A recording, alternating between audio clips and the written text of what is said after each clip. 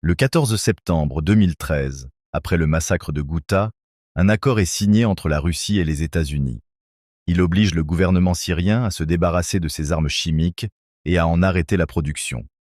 Mais au fil des années, malgré cet accord et la pression internationale, le régime syrien poursuit ses opérations militaires, utilisant encore des moyens considérés comme proscrits. Les États-Unis bombardent alors la base aérienne d'Al-Shayarat en réponse à l'attaque chimique de Khan Sheikhoun. Le 7 avril 2018, Douma, une ville syrienne sous contrôle des rebelles, est frappée par une attaque chimique qui provoque des dizaines de victimes civiles. L'événement déclenche une condamnation internationale immédiate. Les puissances occidentales accusent le régime de Bachar al-Assad d'utiliser des armes chimiques contre sa propre population. Dans ce contexte explosif, la France, les États-Unis et le Royaume-Uni décident de mener une frappe coordonnée et ciblée. Le 11 avril, Donald Trump poste un message menaçant sur Twitter. La Russie promet d'abattre tous les missiles tirés sur la Syrie. Prépare-toi, Russie, car ils vont arriver beaux, nouveaux et intelligents. Vous ne devriez pas être le partenaire d'un animal qui tue son peuple pour le plaisir de le faire. En parallèle, l'USS Harry S. Truman quitte la base de Norfolk, en Virginie, avec son groupe aéronaval. Il lui faudra environ 7 jours pour atteindre la Méditerranée orientale.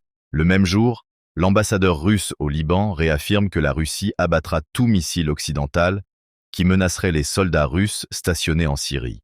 Une mise en garde directe, très rare, adressée aux Américains et à leurs alliés. Les forces russes sont massivement présentes dans le pays.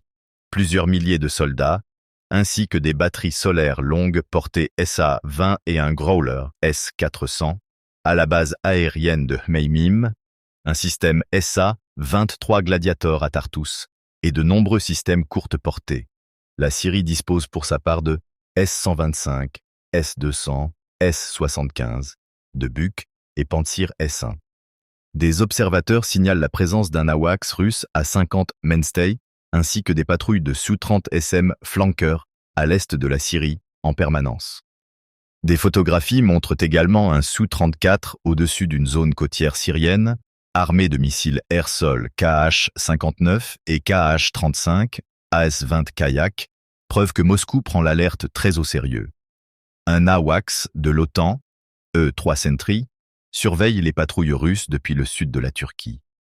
L'espace aérien est saturé de radars, d'avions de surveillance et de chasseurs. Chacun s'observe, personne ne recule. En mer, la frégate russe Admiral Essen, de classe Grigorovitch, ainsi qu'un sous-marin de classe Kilo quittent leur port, officiellement pour un exercice de tir. En réalité, ils se repositionnent pour surveiller les mouvements occidentaux. Ils sont suivis par un P-8 Poséidon américain. Trump déclare qu'une frappe contre la Syrie pourrait survenir très bientôt ou pas si tôt, voire pas du tout. Une ambiguïté volontaire destinée à maintenir la pression. Le 12 avril, les destroyers Harley Burke, USS Donald Cook et USS Winston S. Churchill se dirigent vers la Méditerranée orientale, armés de missiles Tomahawk. L'USS Georgia, un sous-marin nucléaire de classe Ohio, serait également dans la zone. Il peut théoriquement lancer 150 Tomahawk. Ils sont rejoints par le destroyer britannique HMS Duncan. Le groupe naval français se met en place. 3 FREMM, Aquitaine, Auvergne, Languedoc. Une frégate anti-sous-marine, un FDA, Forbin ou Chevalier Paul selon les rotations, et un pétrolier ravitailleur. Les FREMM sont équipés de missiles de croisière MDCN. Cette opération marquera la première utilisation réelle du MDCN en opération extérieure. Dans la nuit du 13 au 14 avril, les aviateurs reçoivent leur briefing final. 5 Rafale B armés de missiles Scalp décollent, rejoints par 4 Mirage 2005 en configuration RR. L'ensemble se met en place au-dessus de la Méditerranée, sous l'œil d'un AWACS E-3 français qui coordonne toute l'opération. La France aurait pu utiliser ses bases aux Émirats arabes unis, Al-Dhafra, ou en Jordanie pour frapper plus facilement, mais ces pays ne souhaitaient pas que leur territoire serve de point de lancement. La France se tourne donc vers une frappe 100% maritime et aérienne depuis la Méditerranée. En écran avancé, aux côtés des Mirage 2005 français, se trouvent les chasseurs américains 8 F-15C Eagle et 7 F-16C, venus d'Aviano Air Base. Selon le commandement européen des États-Unis, EUCOM, ces appareils sont déployés pour établir une bulle de supériorité aérienne au-dessus de la Méditerranée orientale. Le rôle est clair, empêcher toute tentative russe ou syrienne d'intervenir, protéger les avions d'attaque alliés et verrouiller le ciel. Les F-15C chargent principalement de l'RR longue portée, avec des missiles AIM-120C AMRAAM et AIM-9X, prêts à engager tout appareil menaçant Rafale ou Tornado. Les F-16C, eux, complètent la bulle avec une mission d'offensive counter-air. 4 Eurofighter Typhoon britanniques renforcent ce rideau défensif depuis Chypre. Ils patrouillent en binôme, armés de météores. Face à cette supériorité écrasante, aucun chasseur russe ne tente l'interception, ni les Su-30SM, ni les Su-35S, pourtant présents en Syrie, ne décollent pour contester la frappe. À l'arrière, 2 AWACS E-3F français coordonnent l'ensemble de la mission. Il attribue les points d'entrée, surveille les mouvements syriens, transmet la géolocalisation des défenses antiaériennes et gère les priorités de ravitaillement. 5 ravitailleurs français C-135FR tournent en permanence. En appui renseignement, un RC-135 Rivet Joint et un drone RQ-4 Global Hawk patrouillent au large d'Israël et du Liban, surveillant les réactions russes et syriennes, transmettant les images en temps réel à l'OTAN. En mer, la frégate russe Admiral Essen suit de très près les destroyers USS Donald Cook et USS Winston S. Churchill, prêtes à transmettre aux défenses syriennes tout changement de posture alliée. Sa présence prouve que Moscou surveille chaque mouvement. Dans le golfe Persique, l'USS Higgins ouvre le bal avec 23 Tomahawk, tirés depuis ses silos verticaux Mk-41. Dans la péninsule arabique, l'USS Monterey, croiseur Ticonderoga, et le destroyer USS Laboon tirent 37 Tomahawks supplémentaires. Leur salve provient du sud, créant un effet de saturation multi-axe impossible à contrer pour les S-200 syriens.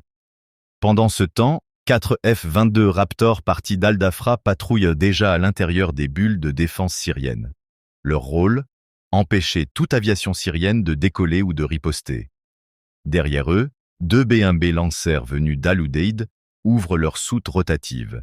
19 missiles furtifs JASSM-R sont largués en direction de Damas.